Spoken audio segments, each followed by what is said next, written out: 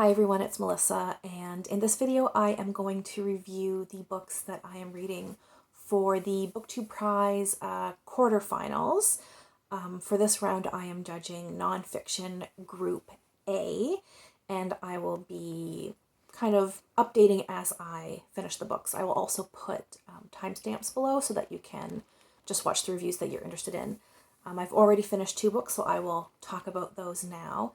The first book that I finished was Crying in H Mart by Michelle Zauner, and I enjoyed this well enough. I thought it was okay, but I didn't love it like I thought I would. Quite surprised I didn't love it because it's a memoir, which I typically really enjoy memoirs, and it's also a memoir dealing with grief, which is a topic I'm very interested in and like to read about. I think my general impression is, like I said, I enjoyed it. I think there were a lot of good elements to the memoir, but I think it's been overhyped. That's my general opinion. This memoir is about the author's grief at losing her mother when the author was 25. And it also talks about her struggle with her identity or her connection to culture as a Korean American. Her father's white Jewish and her mother was Korean. So there's a culture gap, and the memoir kind of really goes into feeling more disconnected from Korean culture after her mother's gone. And the book talks a lot about the connection to culture with food as the vehicle, which that was one of the elements I enjoyed the most, because I think no matter what culture is your culture, what your heritage is, food is that kind of unifying thing. And I think for most people, food can really be that connection to culture or family, and that we have a lot of memory tied up in food and gathering and eating. Other things I liked about the memoir. First of all, I liked how honest it was. The author talked about her mother kind of as a whole person, that she was very critical, very exacting, and that caused a lot of friction between them, but that she was also an incredibly devoted mother to her daughter. The author and her mother had a very close relationship, but not exactly an easy relationship. And I think after someone's gone, it can be easy to kind of paint the picture that everything was fine and dandy, because you don't want to say something, you don't want to do wrong, right, by a loved one who is no longer here. And I think it can be very difficult to kind of talk about the reality of what your relationship with that person was like in all its nuance. But she does that, and I appreciated that. Something I disliked, and I feel kind of bad criticizing this because it's a memoir, it's someone's life, and also going through grief is really hard, and there's no one correct way to grieve. Everyone processes that differently. So this isn't like a criticism of how the author grieved necessarily, but just the way things were portrayed, the way things were written, things that kind of bothered me or I thought could be done better. So one was, I had hoped there would be a little bit more reflection. This is very in the moment, even though it was written 5 or 7 or so years after her mother passed away. It seems very in the moment, very fresh and very raw, all of the emotions. And that can be a good thing. But I think on the whole, I wanted more reflection after the fact, more about how she is trying to reconnect with her Korean heritage, how she's trying to form a stronger relationship with her remaining aunt who lives in Korea. And there's some language barrier there, but how she's becoming closer to her, and how that's a connection to her Korean heritage and her mother. And that stuff I liked, and I was hoping for more reflection, and I don't feel we didn't get a lot of that in the book. Another thing that I wish she had included, because it felt like a missing piece to me, was, I don't want to say her mother's perspective, because But well, I do mean her mother's perspective. Obviously, it's a memoir, so it's centered on her experience, but there was just something about the way it was written that everything seemed to revolve around the author's experience and not on her mother's experience and what that must have been like. And she can't know her mother's heart and mind 100%, but you could speculate a little bit, or you could say something based on what you saw and what you think maybe your mother was experiencing. Because I get that she can't know that for sure, but just things like when she and her father were caretaking, like they were essentially doing hospice care at home towards the end of her mother's life. And a lot of the conversation there was around her feelings of inadequacy as a caregiver, which are valid and important to talk about. But she kept trying, she was trying so hard to become a better caregiver because she felt like she wasn't doing it right and she wasn't taking care of her mom the right way, and she wanted to become better. But it almost seemed like it was through a lens of, I need to prove my worth as a caregiver. I need to prove I can do this. And so it seemed very rooted in what she wanted herself to be, and not from a position of, I want to be a good caretaker because I don't want my mom to be in pain, or I want to help her alleviate her pain, or I want to help make her as comfortable as possible. There didn't seem to be much talk about how she felt in regards to what her mom was feeling. It was more about what she was feeling. And like I said, I get it's a memoir and all she can talk about really is how she was feeling. But as I was reading it, I'm like, yeah, but what about this other aspect of being a caregiver? And I just felt that piece was missing. And I'm not saying that she didn't care about her mom. Like, obviously she did, but I wanted to see that like written on the page. The next book I finished was Nuclear Folly, A History of the Cuban Missile Crisis by Serhii Plokhii. And I'm going to start this with a big caveat that I was not interested in this subject in the slightest. This is not a book I ever would have picked up on my own.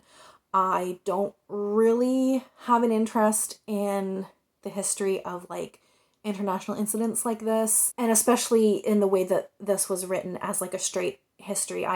If I'm going to read something like a war history or something, I prefer it almost as like memoir, or like through the perspectives, like getting perspectives of the people. I like personal story rather than like a detached viewing of like historical events. So that's the caveat. All that being said, I think this is a really, really good book. I think it's really well done. It's another book that I enjoyed while reading, but it's not going to be one of my personal favorites. But I can't deny that it's an excellent history. It was very balanced. It gave you the perspective, the quotes from leaders and players from everywhere. It gave you the perspective of the American side, the Soviet side, the Cuban side to a lesser degree, but still all of the perspectives that were involved is represented in the book. And one of the things the author actually mentions in the preface to this is that he was interested in writing this because even though there's a lot of literature about the Cuban Missile Crisis out there, there are gaps in kind of understanding the incident as an international incident. There's a lot already out there framing it more as an American incident or as American history, as part of American history, but it's an international history as well. So I thought that was one of the most compelling parts of the book for me, was to get all of these different perspectives and what all of the people, all of the leaders were thinking, and why they were making the decisions that they were making. The narrative around the Cuban Missile Crisis is normally one that like, okay, President Kennedy and his staff, like his advisors and stuff, JFK was steadfast, he wouldn't back down, and his advisors, gave him really good advice, and because of that, they were able to prevent disaster. They made all the right calls. Whereas he's flipping that narrative a little bit, and the author really looked at the many decisions that were made that were the wrong calls, and that when you look back, it is kind of miraculous that the crisis was resolved at all, because they were constantly making the wrong judgment calls. They were constantly thinking that they knew what the other party was thinking, like the other leaders were thinking, but really they had it wrong. And yeah, so that was an interesting take on this. This history is incredibly thorough. I think probably too thorough for me. It gives you all the information you could possibly want to have about the Cuban Missile Crisis. And I maybe didn't need quite this level of detail, but I think on the positive side, like, if you are interested in this piece of history, like, he leaves no stone unturned, I feel. He really presents all the information. And even though I wasn't interested in this, I was very horribly ignorant about the Cuban Missile Crisis, and now I feel like I have all this information, and, like, I don't think most of the details aren't going to stick, but I think I will retain, like, the general gist of the situation and, like, the kind of the key points. So I feel like I kind of understand what had happened now, whereas before, like, I knew about it, but I didn't really understand, like, the whole picture. So those are my thoughts on Nuclear Folly, and I'll check back soon. I have finished another 2 books. First, I want to talk about A World on the Wing by Scott Weidensaul. This is a book about migratory birds. I think birds in general. I think you can learn a lot about birds in general from this book and the conservation of birds. But specifically, this book focuses on migratory birds and the unique challenges they face, their unique physiology. And the author has obviously a lot of amateur but bordering on professional experience with birds. So he's not an ornithologist, but he has helped with, like, academic scientific studies of birds. He's banded birds, so he's well in the bird world, so to speak. I know a little bit about the bird world, so I really enjoyed this. I am not an ornithologist, but I did take an ornithology class when I was doing my Bachelor of Science degree. I've also worked adjacent to ornithologists and birding, like, amateur bird experts, if you will, on some, like, conservation and, like, citizen science initiatives and that kind of thing. So I have maybe a toe in the bird world, and I really appreciated how this book was put together. I think it's interesting for people who are well into birds. I think there's enough information because he's kind of part of this world. He knows professors, he knows people who are doing studies. He was able to talk about a lot of the, like, more recent discoveries and recent research, so I felt it was very up to date. I certainly learned things that we didn't know back, like, gosh, 15 years ago when I was taking my ornithology course. So there's a lot of very current information, kind of cutting edge stuff, I suppose, in this book for people who are know a lot about birds already, but the language he uses and how he kind of meets out the information, I think, is great for someone who knows nothing about birds, and you could really learn a lot from this. Specifically, again, migratory birds, that's the real focus of this book. He really covers everything.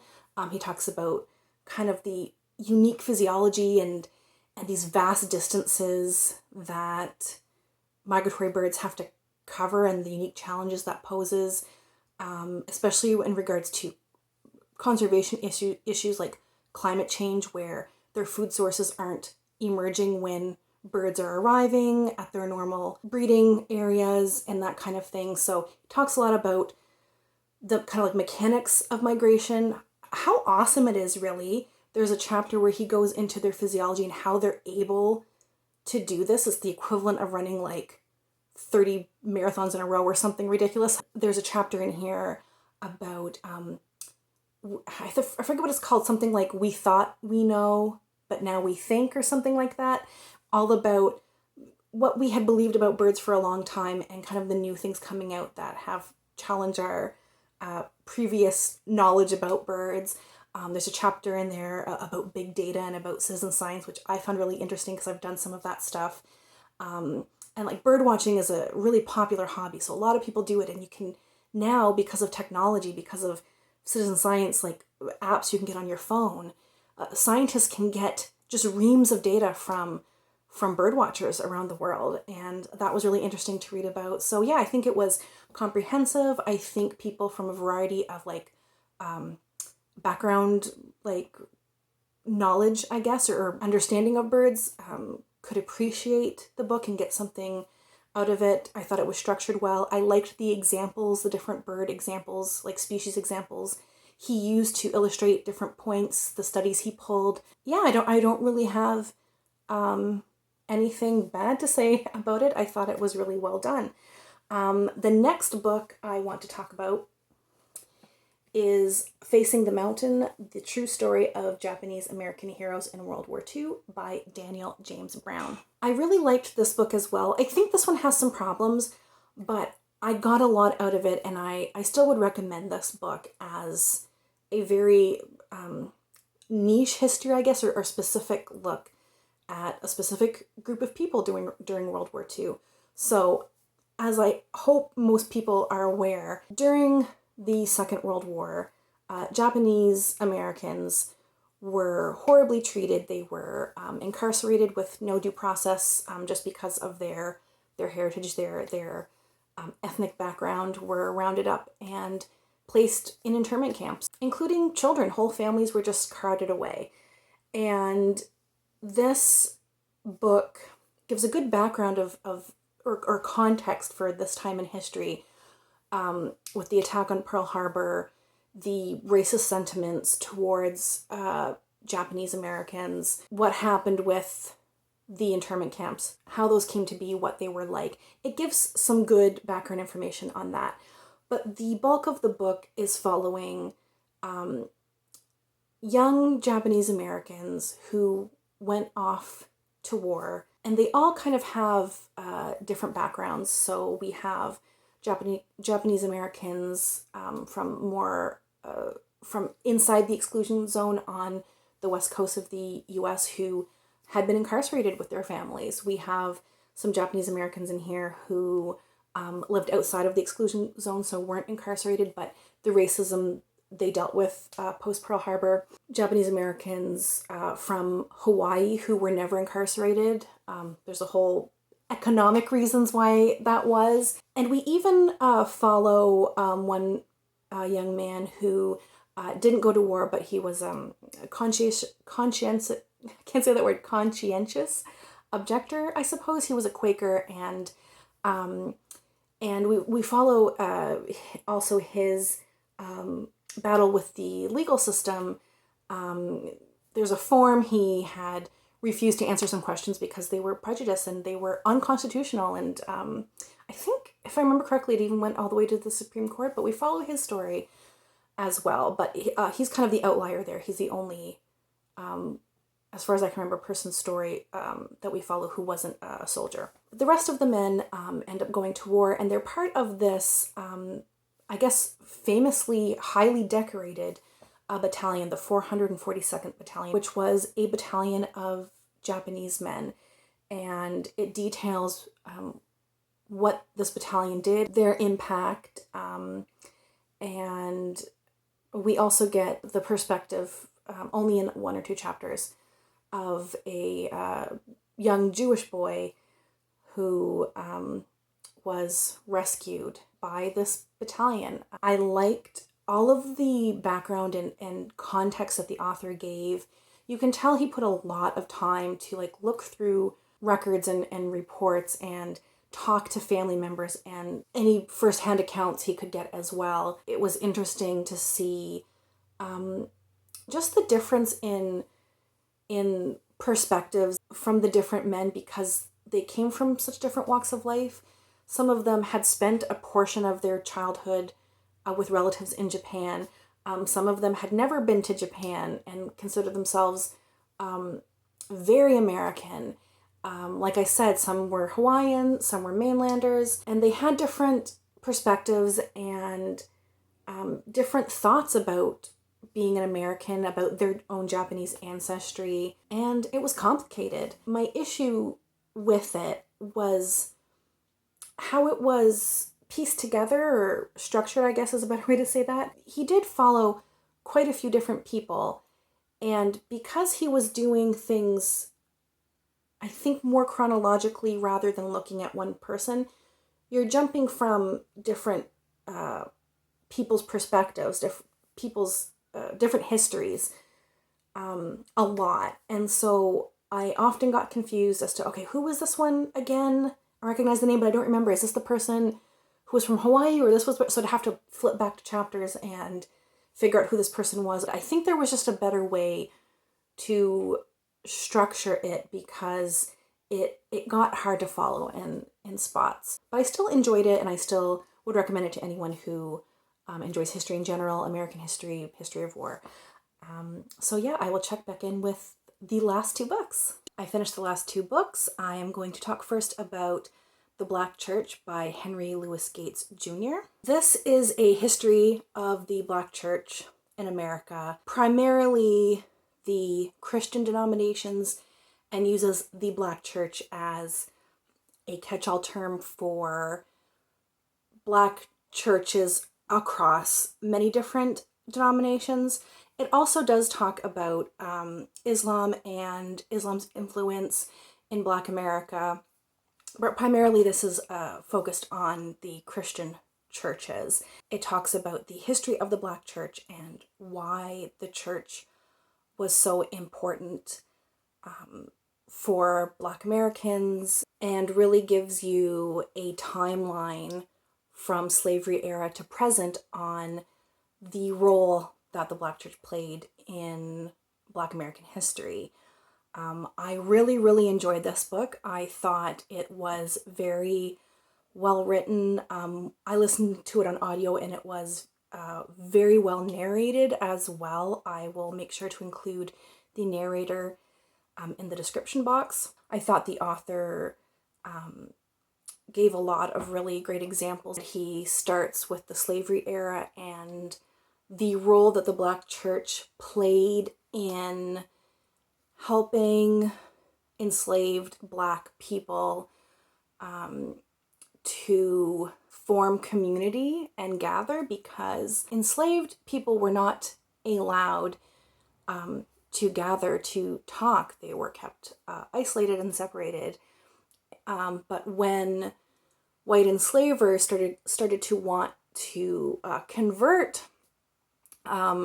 enslaved people to Christianity, the enslaved Black population were all of a sudden able to gather and to organize. And the author also makes the argument that these were also places to hold on to some amount of hope and to push through. So he moves through the timeline, pre-slavery, through the slavery era, and after emancipation, the importance of the Black Church in, again, forming community and creating support for people who were newly freed but didn't really have any support at all.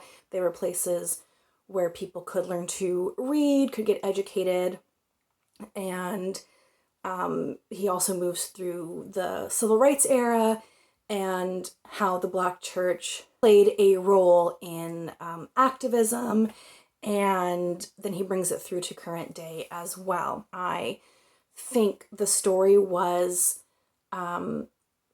very well structured, or the narrative was very well structured. I really got a good sense of when things happened and why, and how religion played a role in different eras of American history, Black American history. And it was done in a way that I think will really stick. It wasn't too much information that I think I will lose a lot. I think a lot of this will stick. Just the way it was written was very readable. He reiterated points where needed, but not too much, but just enough that I feel like I'm going to take away a lot of the main points he was talking about. I really enjoyed this. My only criticism is I think there needed to be a little bit more, or at least I wanted a little bit more. There were a couple of things where I felt like the author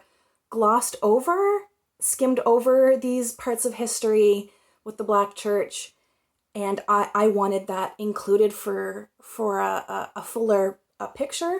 And everything glossed over seemed to be problems with the Black Church or with Christianity in general. He mentions these things. So, for example, he does touch on like sexism in the church and Black women who were not allowed to become pastors, who were really passionate about being pastors and who were very active, vocal people in their churches who were not allowed to preach. And that's just one example of something that he kind of mentions in passing, but doesn't really dwell on. And I think, to be fair to telling the whole history, that you have to include everything, even things that might not be so great. But I really enjoyed this book a lot. The last book I have to talk about is A Swim in a Pond in the Rain, in which 4 Russians give a masterclass on writing, reading, and life, by George Saunders. I have quite mixed feelings about this book. I think overall I enjoyed the reading experience. I think the writing is really good, and I think George Saunders is a compelling writer, and so I think that's why maybe a lot of people have gravitated towards this book. Also, it's about writing and it's about reading, so I think this obviously really appeals to the readers and maybe the wannabe writers in us. So I can see why people like it, but like I said, it was kind of a mixed bag for me. So in this book, George Saunders is trying to not really replicate, because you can't replicate a class, but trying to give a somewhat different, truncated version of a course that he teaches on creative writing, where they read short stories and kind of analyze them and dissect them. He chose a kind of subsample of short stories, 7, from 4 different Russian authors. And in the book, there's the short story, you read it, and then after he has an essay about it and kind of walks you through ways to analyze the story and things to look for. And that's the crux of the book. And he talks a lot about the writing process as well, because this was born out of a creative writing class that he teaches. What I enjoyed and what I will take away are just some extra things to think about, or new ways to look at reading short stories. He brought up a few things that I think will help inform like how I look at a short story, how I think about it, if I'm thinking about it in a kind of like that critical, analytic way. I enjoyed this to an extent also because I really miss going to those types of classes. I did science in university, so I never got a chance to do to take a lot of English classes. I had to take a few. I took a short story class, I took a poetry class, but I never got the chance to take as many as I would have liked. And I think this gave me kind of that taste of what it was like, because I really enjoyed reading things and then discussing with the class and picking it apart. And I always loved the discussions after class. So this gave me a flavor of that, which was slightly nostalgic and just kind of reminded me the joy I got in those types of classes. However, part of those classes, part of the appeal is the discussion afterwards. People will bring up things that you didn't notice. You'll bring up things that other people maybe didn't consider. This is part of why I like Booktube so much, is because I can talk about books and people can bring things to my attention and vice versa. But with this, you just get George Saunders's opinions, which is fine, but if this is going to be kind of like a version of taking the class, in my opinion, you're missing a really big part of that kind of a class. The thing that bothered me the most with this book is the premise. So like I said, the reading experience I enjoyed for the most part, but the premise, or not really premise, but the assumption George Saunders is making, I think is so flawed. He says in the intro something along the lines of, you know, obviously these are translated, we're going to be reading English translations, and we're going to be reading them as if they were originally in English. I understand he kind of has to read it that way because he doesn't read Russian, but there's a way to read something as a translation and acknowledge it a little bit more fully. So he acknowledges that in the intro, and there's a couple places in the book where he brings up other translations. So he'll be talking about a specific thing and then say, that said like this here, but in this translation it's said in this way.